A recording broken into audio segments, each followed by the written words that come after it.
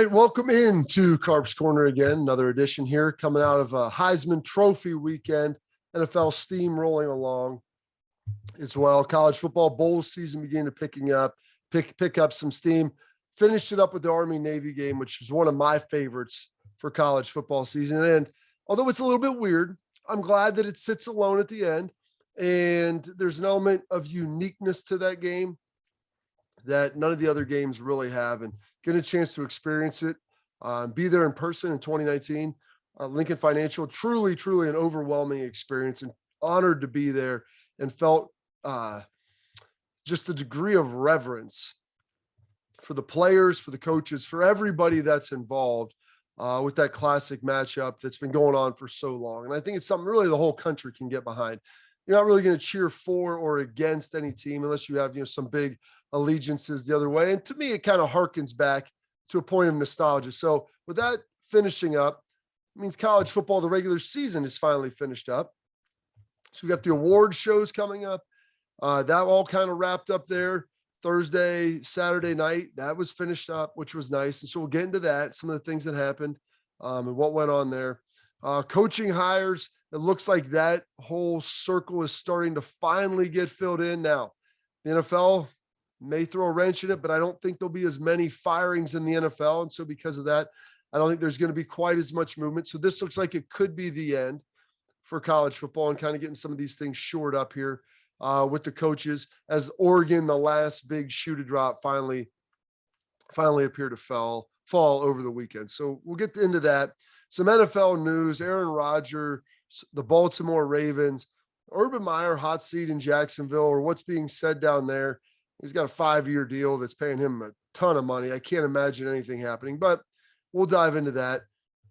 Quinn Ewers emerging from the transfer portal, the number one prospect who was supposed to be in the 2022 class, reclassified to 2021, finds his landing spot, what that could potentially mean, and who they're going to be able to pair him with in his new home, and if he'll be able to make a difference down there. But wanted to start off with the Oregon head coaching search. Think that that's probably the biggest news coming out of the weekend is Oregon finally gets their guy. And, there was a lot of rumors about who they could have brought in there. There were different guys. You looked at Justin Wilcox, Chip Kelly, two guys who I thought made a lot of sense from a standpoint of both had ties to Oregon. Both of them, one had coached there, one had played there. Wilcox had quite the success at Cal, but there's always something about going home and feeling like you're having one of your guys. I think that would ease a lot of the alumni. Chip Kelly, I think he left on pretty good terms. And since he went to the NFL, I don't think there was quite, really any hard feelings or super hard feelings about that. And he left the program in a tremendous spot when he left with Mark Helfrich. So there was that he had going for him. And he's done a pretty good job this year at USC as well. It's not like he's struggled mightily. People could say that he kind of underachieved. I would say that he's done a pretty good job at a school where the expectation level to win, is fairly high because of the brand, but the commitment level to the winning isn't really there. And I always talk about this, the commitment versus the expectation. A lot of schools say they want to win and they expect to win, but not a lot of them are really truly financially committed to it or make the actual decisions that you think that they need to in order to win. Like they're not willing to kind of go all in and lean in to the football and athletic lifestyle. So they don't go with either one of those guys. And they go with Dan Lanning, the defensive coordinator for Georgia. Now, he's 35 years old or 35 years young, very, very young coach. And obviously Rob Mullins, the AD, wanted to kind of make a splash. They didn't want to get another retread. They didn't want to bring Chip Kelly in, back. They didn't want to obviously go with Justin Wilcox or other guys that were floated around there that they were going to potentially bring in. But this is something that I talked about, in one of the previous episodes, is Oregon's a unique place, especially when you're out on the West Coast. I mean, they're one of the few schools who has massive resources.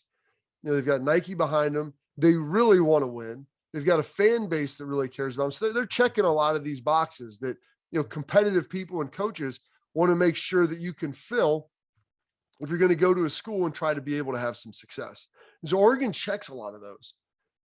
The problem is, if you go look at back, Chip Kelly left, Helfrich gets fired. Willie Taggart comes in. He's there for a year and leaves. Mario Cristobal is there for a handful of years before he ultimately goes. Now, Taggart left to go to Florida State. He wanted to get back to Florida. You could argue that Mario Cristobal left for his dream job. And so, going back to Miami, maybe he would have only left for there or potentially Alabama. But as you sit here and kind of dive in and try to take a closer look at it, they go with Dan Lanning. And by going with someone without ties to the program or really even ties to the West Coast, that's more my thing. As I talked about this before, is if you go with someone without ties to the West Coast, school that cares and really wants to win, they're going to put the resources behind it. They're going to do everything you can. But if you're not a West Coast guy, if you're not a Northwest guy, I don't think people kind of view that, or coaches view that as kind of the mecca of football. Like, even on the West Coast, it's not USC. And so as good as it may be, as all the resources you're going to have, it's in Eugene, Oregon. It's not like it's, in Alabama or in Florida or in, Ann Arbor, Michigan, Columbus, Ohio. It's not one of these jobs where people have looked at where they've gone for years. Austin, Texas, you name it. It's not necessarily that traditional true blue blood. And we'll get into some of the alumni getting into this, with Jeff Blake, Marcus Mariota, a bunch of guys penning their names to a letter to Dan Mons, the AD, about the history of Oregon and about needing to get back to that. But it's not that place. And so my big worry, if I'm an Oregon fan, and obviously Dan Mons doesn't have this concern, and maybe he thinks he can always bid his way out of it, or people will come here and fall in love. And that very well may be true. But just the recent history hasn't boded well for the Oregon Ducks. So I thought they would go back to the well of someone who they maybe liked, and maybe isn't the hot, young, flashy, sexy hire from a Georgia or from a Bama or from wherever, but someone who wouldn't leave them, who would be able to give them that security, that sense of continuity that they haven't had there at Oregon really for about the last decade. You thought Mario Cristobal was finally getting the point where, like, you were beginning to see it turn over, and that he might be a guy that was going to be there for at least 10 years. Or if he left, it wouldn't be because of his own choosing. It would be that he struggled and was asked to ultimately leave. It seemed like Oregon was getting there. And then all of a sudden, Mario Cristobal leaves. And so by bringing in Dan Lanning, did you really absolve any of those fears? He's really good defensive coach. He's done a great job. Georgia's ranked near the top of seemingly every ranking on the defensive side of the ball. They sit there. They did lose to Alabama, but if they find a way and beat Michigan, which we'll get into that in a later date, but if they beat Michigan, they're going to be playing the national championship. So he's going to check a lot of boxes. One other box he checks, he's a great recruiter. Dan Lanning, by, I believe, the Rivals or one of the services, #1 recruiter in the 2022 class. Georgia's got a terrific class. In a lot of the class, the guys, the elite, super elite guys were brought in, were attributed to him. So he checks that recruiting box of everything. Now, is there a difference between recruiting at Georgia and recruiting at Oregon? Different kid. It's a different region of the country. Sure, you can bring in some national guys, but there's still going to be an element on the West Coast where it's not the Southeast. And I think recruiting is transitive. It can kind of go anywhere. If you can recruit at A, you can recruit at B, and all those things. And, you can get the good players that you need to be able to get. But it is going to be a little bit different. He's going to need a strong offensive coordinator. He's 35 years old. And for a long time, you looked at Oregon, they were kind of this mecca of offense. Looked at it, Chip Kelly with what he was able to do, Helfrich, and then obviously Taggart, whatever, some struggles. Mario Cristobal, different physical running attack, but they've always had these, for the most part, offensive head coaches. And they're the ones, even go back to Mike Bellotti, they've been able to put themselves in a situation where they score a lot of points. And that was kind of their calling card. Now, a little bit different recently with Cristobal. But Dan Lanning going to need a strong OC. He's a young guy. He's going to need someone on the staff with experience too. So as he's building this out, he's going to have to make sure that he's picking some guys with some veteran presence, some experience to fill out, some game management aspects of it. Offensive coordinator run the offensive side of the ball. He's only 35. Will he call the defense? Who knows? Let's figure out how that all shakes out. This is a guy who's, coaching experience. He's from Missouri. you know, coached at Bama, coached at Memphis. Now he did GA at Arizona State. So he does have a little bit of Pac-12 ties, but that's as close as you were getting to him coaching on Oregon. I mean, Arizona State, that's not even the full West Coast. You're not even to California yet. That's one of the newer arrivals, at least going back to 70s and 80s of, the Pac-12 going from the Pac-8 to the Pac-10 to ultimately the Pac-12. I mean, the Arizona schools were thrown in there later. So it's not even the fully traditional, West Coast. So he doesn't have these recruiting ties there.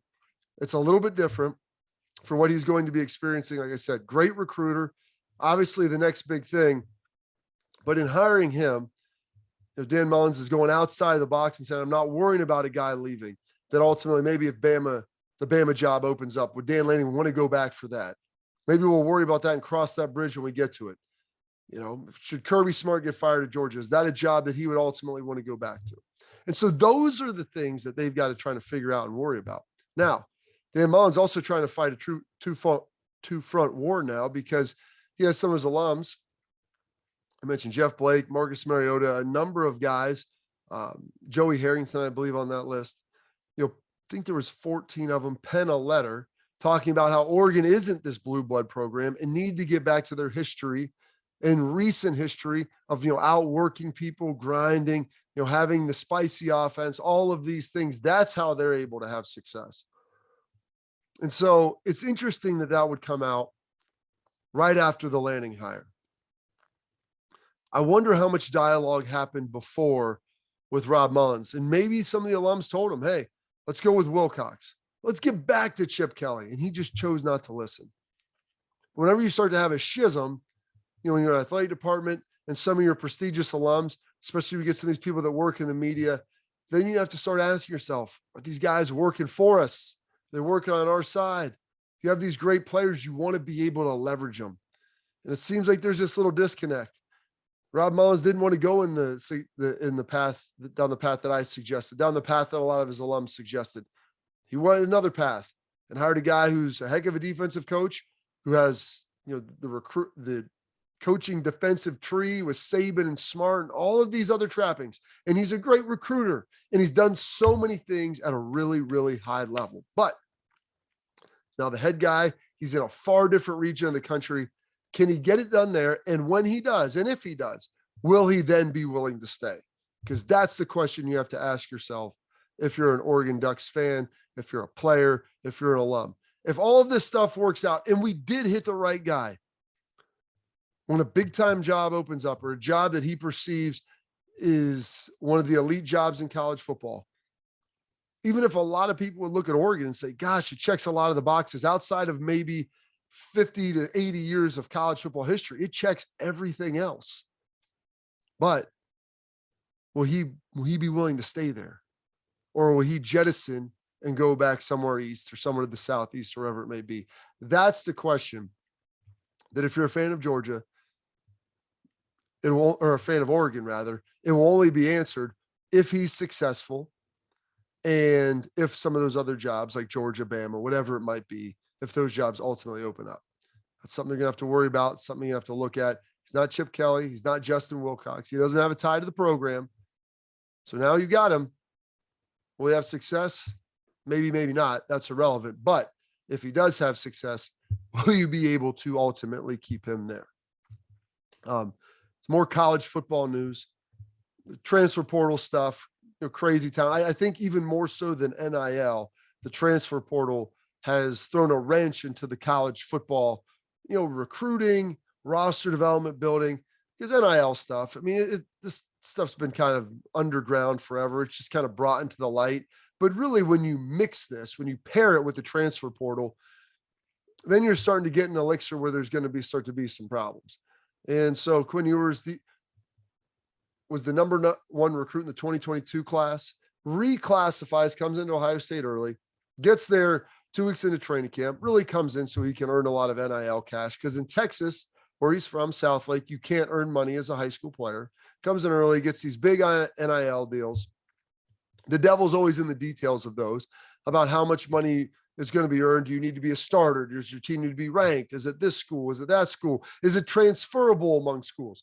all those things that need to be answered. And, the devil's in the details with it. And frankly, a lot of the, the agents or the advisors or whatever it might be, are they really incentivized to show anybody that? No. So they're going to keep it close to the vest.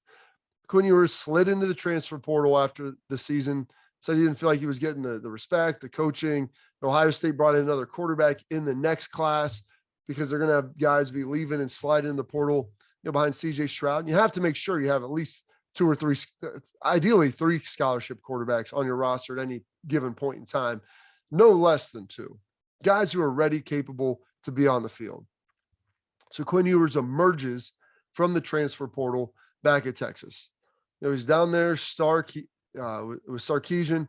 He had earlier committed to Tom Herman. Obviously, Tom Herman's job was in jeopardy, didn't finish up the season the way that he would have wanted, and ultimately gets fired. They bring in Sark this year, couldn't save it. The recruiting class with Ewers goes to Ohio State, but now he's back and he's returning to Austin. And so we'll see the level of success that he has down there. But, he's a big time dude, the number 1 guy, supposed to be in this class, took a little pit stop in Columbus for about 3 months, made a boatload of cash, locally, nationally, was able to check all of those boxes. And that's, I think, as much as anything, where we're at now in college football is, and I don't blame these guys, certainty of making it to the NFL. Yeah, you want to try to get there. But if you can make $250,000 a year in college, whether or not you play in the NFL, that's not a bad deal either. So Quinn Ewers, pair him up there with Bijan Robinson. We'll see how he develops at Texas. Kid's got a lot of talent. He's got some work and maturation, obviously all these things that need to happen on the field, but reemerging and now committing to the University of Texas. So he'll be continuing his career as a Longhorn. Jump to some NFL stuff now. I want to talk Aaron Rodgers. Aaron Rodgers was public enemy number 1 during the whole immunized vaccination debate. He had a rough offseason, rough start to the year when they lose to the Saints. Here's the facts now. Packers are 10-3. They were down against the Bears. They come back, they win. Aaron Rodgers looks fantastic in the second half, throws for a boatload of yards. I mean, it's unbelievable what he's able to do. They win 45-30. He is remarkable. 4 touchdowns, almost 350 yards through the air. I don't think he threw a pick. I think 29-37, just off the top of my head. I mean, a remarkable day. And this all comes on the heels of after his comments saying during the field during a game against the Bears earlier this year in Chicago, when people were yelling obscenities at him, he drops the line, "I own the Bears. I own the Bears." And frankly, he has over the course of his career. His record is almost perfect. He's only lost a handful of games over his career as a starter to the Chicago Bears. And it's been a while. It's been a while. So before this, he comes out the game and says those comments, they may come back to bite me. And it looked as if on Sunday night, this was the night. Matt Nagy had the Bears juiced up. Justin Fields was playing pretty well. He did throw a pick 6, but did some pretty good things. They have special teams touchdowns, 90+ yard punt return for a touchdown, all of these different things. And they still couldn't overcome Aaron Rodgers. Tom Brady was in a dogfight yesterday. I like Tampa Bay and what they're able to do. But for my money right now, the Green Bay Packers are the team to beat in the NFC. Their defense is playing well. When they're healthy on offense, man, they are good. And Aaron Rodgers, even with his little gimpy toe, as long as he is out there and looks moderately healthy, that offense is seemingly unstoppable. And I do like what they've done with A.J. Dillon, to complement Aaron Jones, the power, the thunder to the little fire and lightning that they have when they have Jones back there and that passing offense is rolling. But Aaron Rodgers, man, he's going to probably win his second MVP. It'll come down to him and Tom Brady. I don't know who you give it to. Has Tom Brady become, one of the oldest guys to win an MVP? I don't know. Or does Aaron Rodgers win his second consecutive MVP and put that thing together? And I believe he'd be the oldest MVP in NFL history, maybe the oldest of the 5 major sports. I saw a diagram comparing him and Barry Bonds and all these other players. But the Night King is playing as well as he ever has. Ever has. Matt LaFleur's got that offense humming. The favorite, in my mind, to win the Super Bowl, and definitely the favorite out of the NFC. Don't ever count that man out. Lamar Jackson, the Baltimore Ravens, there's someone I think you could probably start to fade a little bit. I love Lamar. I love the Ravens. John Harbaugh's done a heck of a job coaching them. They've overcome so many injuries. Heck, three of their running backs were out this year to start the season, but the injuries are just mounting on them. That was Marlon Humphreys last week. Calais Campbell goes out in this game against the Browns. They ultimately lose 24-22. They're sitting there at 8-5. Everybody but the Browns obviously lost, but there's a cluster of them, Cincinnati, Cleveland, all sitting there. Pittsburgh's a couple games back. And to top it all off, Lamar Jackson leaves the game with a bad ankle. Now, how bad is it? We don't know, but he's not a quarterback like Tom Brady who's just going to sit in the pocket and can still be effective as long as you don't get pressure on him. The thing that makes him elite is his ability to run, his ability to move, utilizing his legs. And so if he had to leave the game, he's not going to be 100% next week. And heck, he might not even be close to 100% the rest of the year. And so if Lamar Jackson cannot run, he can still throw and he can still scare you a little bit, but can't run like the elite athlete that he is. It's going to be really hard for the Ravens to have success. They'll probably find a way to win another game or two, but with games against the Packers, the Bengals, the Rams, and the Steelers, if they win two of those things, that is a win for John Harbaugh. And does 10-7 get you in? I don't know. Depends what the Cleveland Browns do. Depends what the Cincinnati Bengals do. I mean, you start talking about division lead, then the wild card, you've got the Bills sitting there at 7-6. There's a million teams that are clustered in there going to be battling for this. And I think the Ravens have finally taken a death blow. Unless Lamar Jackson comes back and looks phenomenal and is able to look tremendous and plays like he's not injured, I just think this is it, because they're not going to beat the Packers next week. They'll be sitting there at 8-6.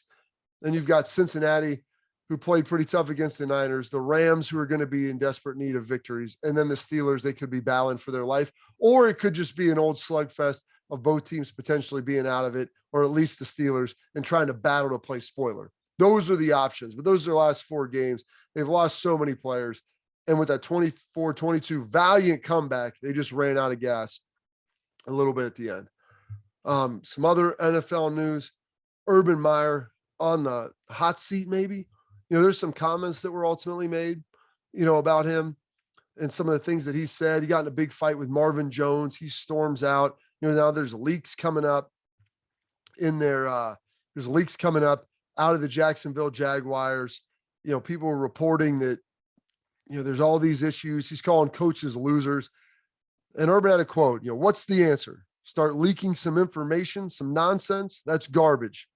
If there's a source, that source is unemployed, and I mean within seconds. So Urban trying to lock it down. They've got 2 wins. I believe they're sitting there 2-11.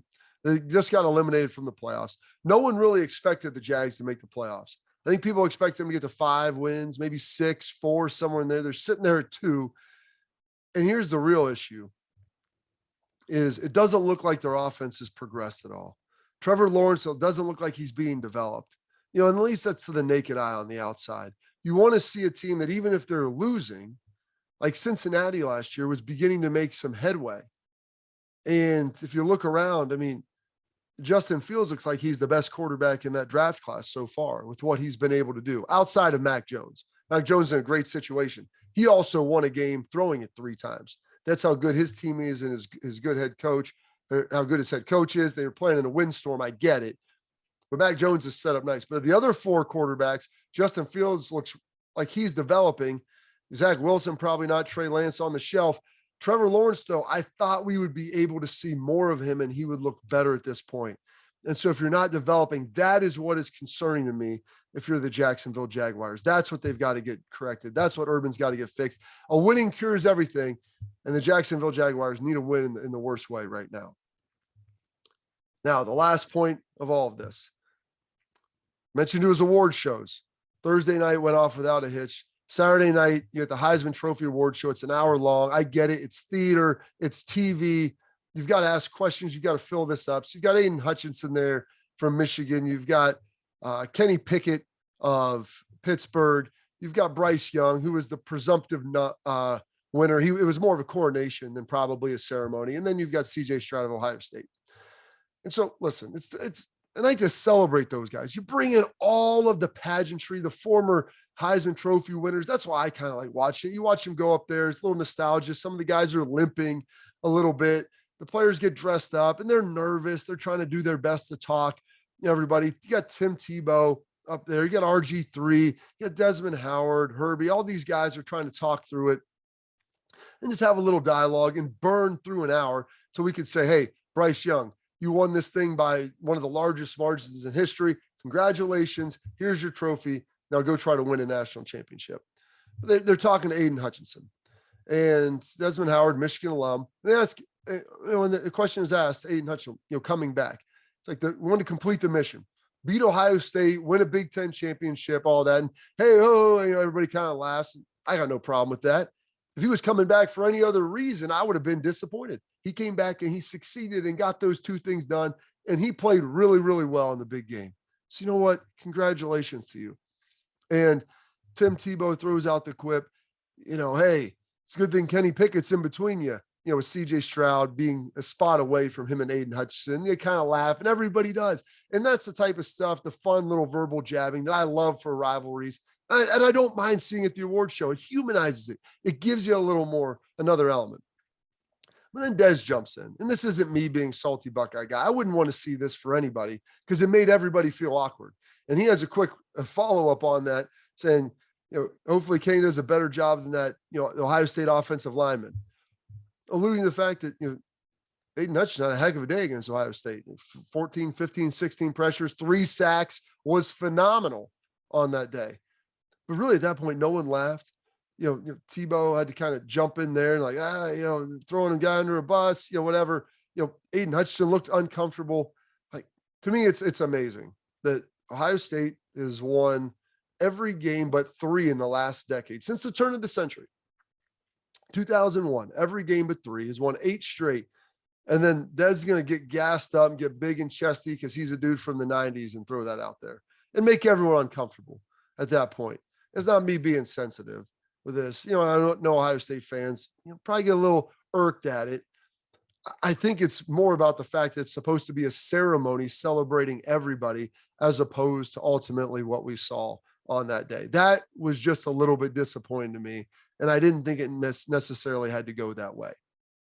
So Dez, he can do what he likes. He's up there. He's got the mic. He's won a Heisman Trophy. He's a great player. I just thought that was a little bit in poor taste. But coming up, we got bowl season rolling along. We got the college football playoff. We'll get into the Manny Diaz hiring Penn State defensive coordinator coming up in the next episode. There's so much here to cover. I'll give you some of my best bowl picks, some of all this awesomeness that's being swirled around. This is another one of my favorite times of the year. School's out, watching bowl games. It's always tremendous. It's fantastic. There's so many of them. And if you don't like them, don't watch them. Who cares? You always have that option and that possibility as well. But that wraps up this edition for Carp's Corner. Thanks for tuning in. I'll talk to you next time.